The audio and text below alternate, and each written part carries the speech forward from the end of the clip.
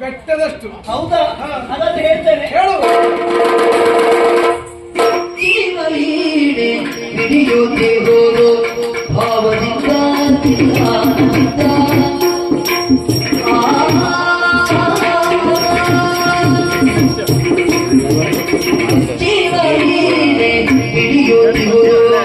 ಜೀವವೀಣೆ ಹಿಡಿಯೋದೆ ಹೋದು ಭಾವದಿಂದ ಭಾವದಿಂದ ಇಲ್ಲದಿಂದ ಭೂಮಿ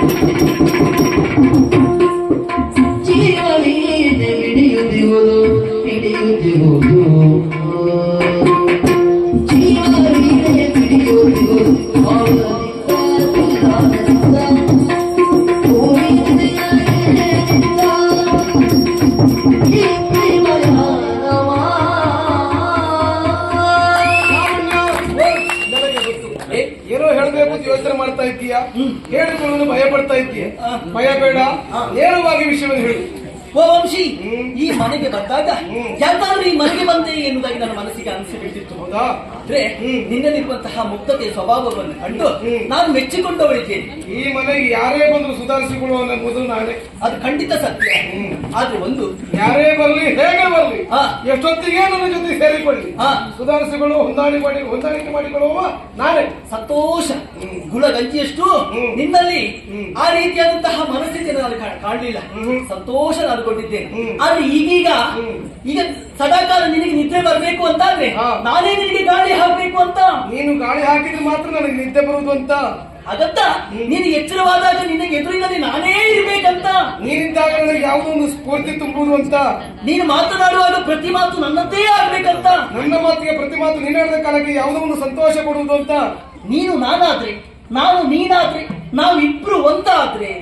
ನನಗೆ ಅರ್ಥ ಆಗಲಿಲ್ಲ ಇದು ವಂಶಿ. ಈಗಾಗಲೇ ನನ್ನ ಜೀವ ವೀಣೆಯನ್ನು ಮೀಟಿದಂತಹ ವೈಣಿಕ ನೀನಿದ್ದೀಯ. ಹಾಗಂತ ಈಗಾಗಲೇ ನಾನು ಮನಸ್ಪೂರ್ವಕವಾಗಿ ನಿನ್ನನ್ನು ನಾನು ಪ್ರೀತಿ ಮಾಡ್ತಾ ಇದ್ದೇನೆ.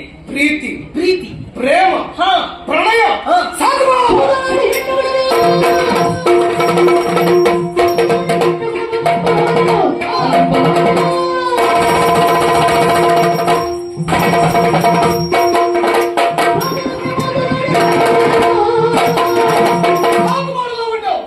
ಈ ಪ್ರೀತಿ, ಪ್ರೇಮ, ಪ್ರಣಯ ಎಂಬ ವಿಷಯವನ್ನು ನನ್ನ ಮುಂದೆ ವಂಶೀಯ ಬದುಕು ಹೀಗಾಗುವುದಕ್ಕೆ ಕಾರಣ ಏನು ಗೊತ್ತಾ?